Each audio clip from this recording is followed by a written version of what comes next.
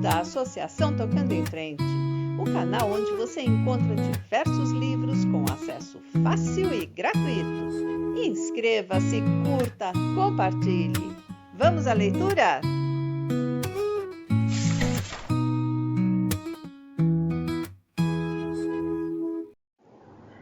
Parte 46. A princípio, ele ficou sentado, encolhido no automóvel. Mas à medida que o Ross ganhava velocidade e saía da cidade, principiou a interessar-se pelas coisas que o cercavam e a olhar pela janela. Tudo parece exatamente igual, murmurou. Acredito que sim, o tempo aqui custa a passar. Atravessaram a ponte barulhenta de tábuas de madeira, construída sobre o rio pequeno e lamacento, orlado de salgueiros, tendo a maior parte do leito exposta num emaranhado de raízes e cascalhos. Os poços formavam manchas castanhas e eucaliptos cresciam em toda a parte no solo vazio e pedregoso. O Barwell, disse ele. Nunca imaginei que tornaria a vê-lo. Atrás deles erguia-se enorme nuvem de poeira e diante deles a estrada corria reta como um estudo de perspectiva através de uma grande planície cheia de capim e despojada de árvores. A estrada é nova, mamãe? Ele parecia desesperado para encetar uma conversa, para fazer a situação parecer normal. Foi feita entre Dili e Milparinca logo depois que a guerra terminou. Eles podiam tê-la pavimentado com um pouco de alcatrão em vez de deixar a mesma velha terra. Para quê? Nós estamos acostumados a comer poeira. E pense em quanto custaria fazer um leito capaz de resistir à lama.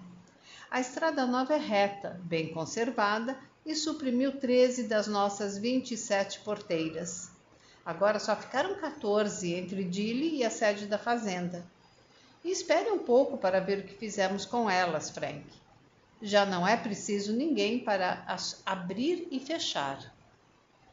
O Hall subiu uma rampa na direção de uma porteira de aço, que se ergueu preguiçosamente à aproximação do carro. Assim que este passou por baixo dela e transpôs mais alguns metros de estrada, a porteira desceu e fechou-se sozinha. As maravilhas nunca se acabam, disse Frank. Fomos a primeira fazenda aqui a instalar porteiras automáticas. Só entre a estrada de Milparinca e a sede, naturalmente. As dos pastos ainda têm que ser abertas e fechadas à mão. Bem, imagino que o cara que as inventou deve ter se cansado de abrir e fechar porteiras no seu tempo, você não acha? Frank sorriu. Pela primeira vez parecia ter achado graça em alguma coisa. Mas depois recaiu no silêncio, de modo que sua mãe concentrou-se na tarefa de dirigir o carro, não querendo precipitar-se. Quando passaram debaixo da última porteira e entraram no home paddock, ele conteve a respiração. Eu não me lembrava de que isso era tão bonito, disse afinal. É a nossa casa, tornou Fi. Nós cuidamos dela.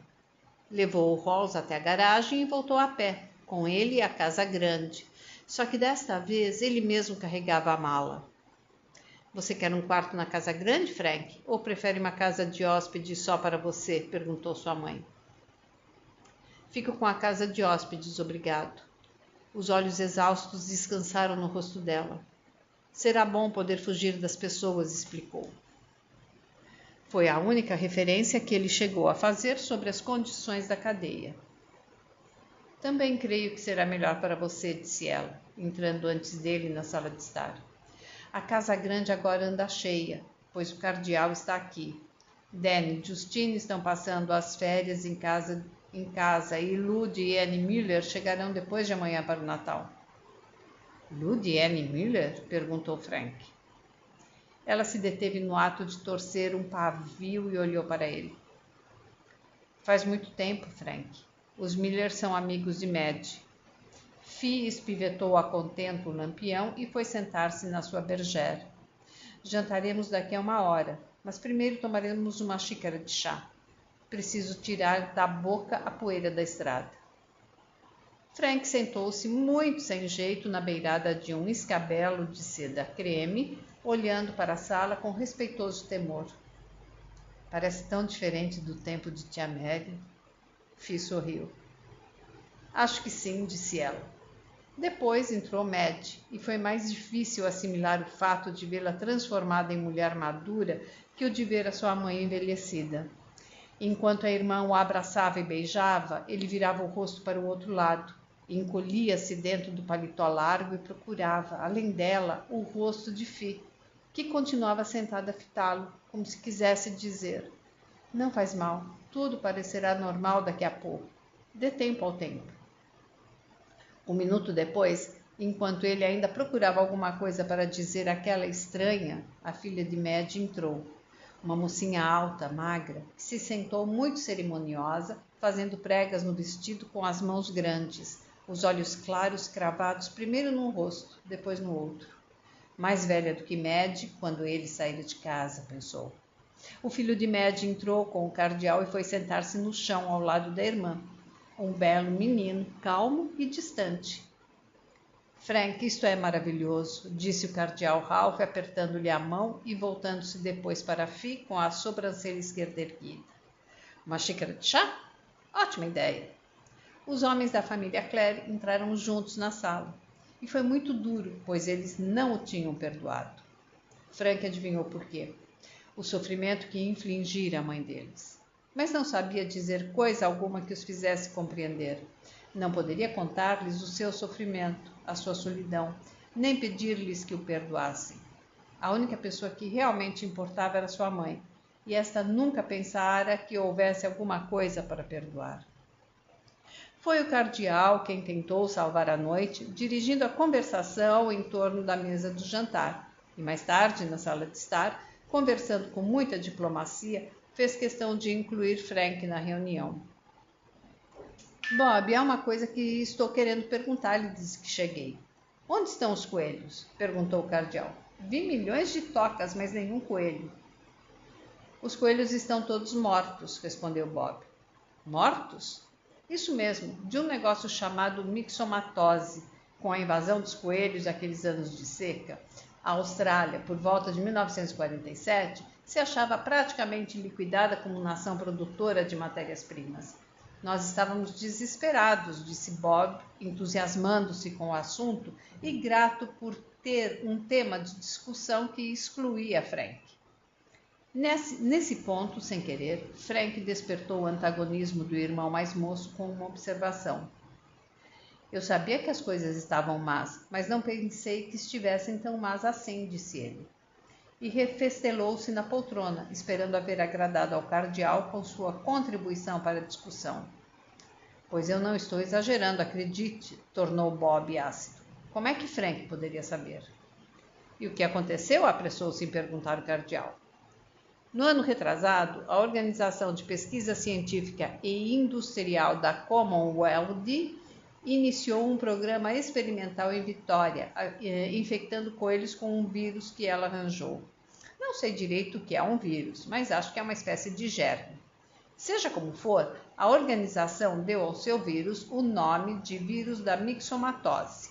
A princípio, ele não pareceu difundir-se muito bem, embora todos os coelhos que apanhavam o vírus acabassem morrendo. Mas um ano depois da infecção experimental, esta começou a espalhar-se depressa, transmitida por mosquitos. Mas parece que o cardo cor de açafrão também tem qualquer coisa com isso. E os coelhos passaram a morrer aos milhões e acabaram desaparecendo completamente. A gente avista, às vezes, alguns doentes por aí, com enormes caroços no focinho, coisa muito feia de se ver. Mas foi um trabalho maravilhoso. Ralph, foi mesmo. Tirando os coelhos, nada mais apanha a mixomatose, nem mesmo os parentes mais chegados. Por isso, graças à organização, a praga dos coelhos desapareceu. O cardeal Ralph olhou para Frank. O pobre Frank abanou a cabeça, desejando que todos o deixassem recolher-se ao anonimato.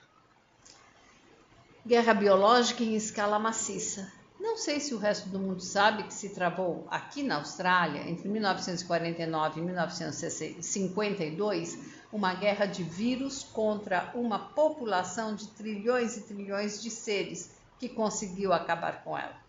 Pois bem, o negócio é viável, não é?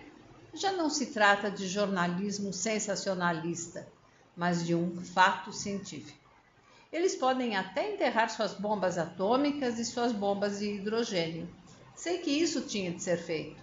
Era absolutamente necessário e é provavelmente de todos os feitos científicos importantes o menos divulgado, mas também é aterrador.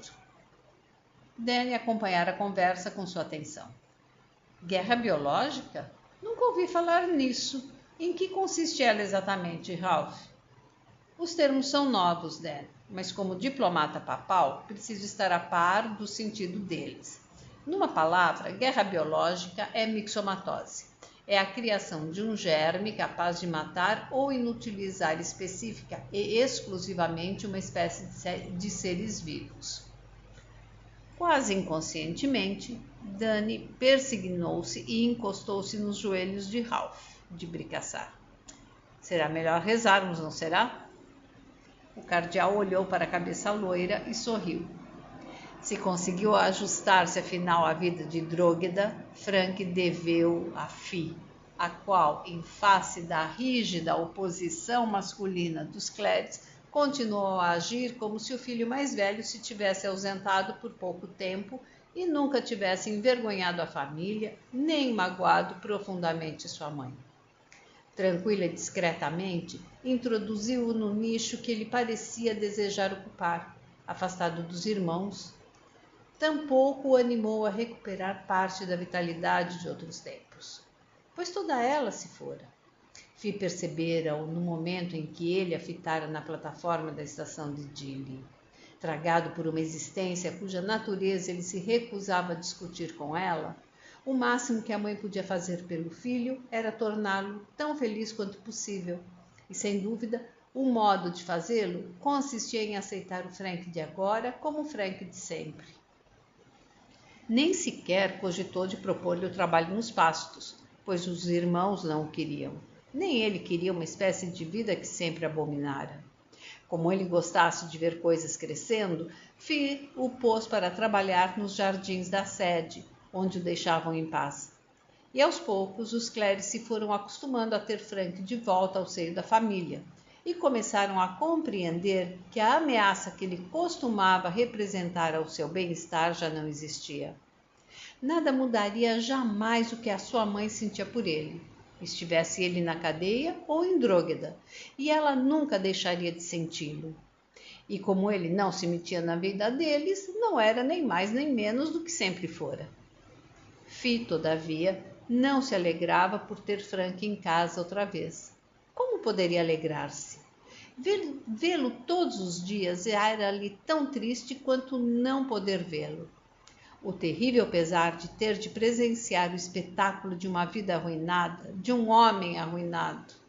Que outro não era senão o seu filho mais querido que deveria ter sofrido agonias que estavam além da sua imaginação. Um dia, uns 6 meses após a chegada de Frank, Madge entrou na sala de estar e encontrou a mãe sentada, olhando pelos janelões para o filho, entretido em podar uma grande massa de rosas ao longo do caminho. Quando ela desviou o olhar, qualquer coisa em seu rosto calmamente composto fez Madge levar as mãos ao coração. « Oh, mamãe! » exclamou impotente. Fi olhou para ela, sacudiu a cabeça e sorriu. « Não faz mal, Madge, » disse ela. « Se houvesse ao menos alguma coisa que eu pudesse fazer... » Ah, continue a proceder como tem procedido. Eu lhe sou muito grata. Você se tornou uma aliada.